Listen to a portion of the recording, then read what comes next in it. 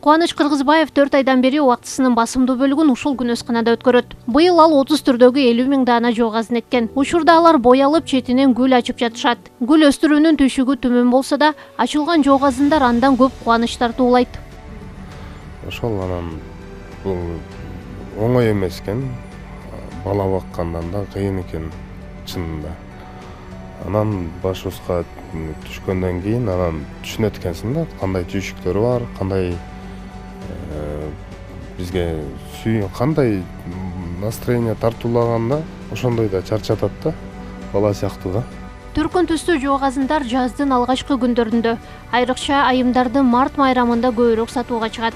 Кардарлардын көпчүлүгү ишкерди социалдык тармактар аркылуу таап келип, дөңүнөн буйртма беришет. А бирок Кубанычтын күнөсканасы жөнүндө тааныштарынан угуп, жаз майрамын утурлай жакындарын кубанткысы келген адамдар дагы каалаган түр, жактырган түстөгү жоогазындарын чекене алып кетишет.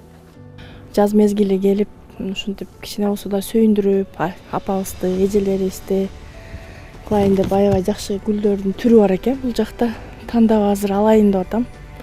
Заказ берип, эми 1-2ден кылып алайын деп атам.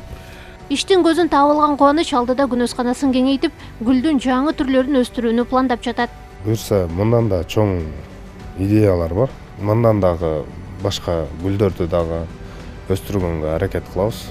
Окуп атабыз азыр ошолор боюнча изилденип, ушул гүл боюнча роза, ушу орхидея, башка тармак, башка гүлдөрдү дагы изденип атабыз азыр.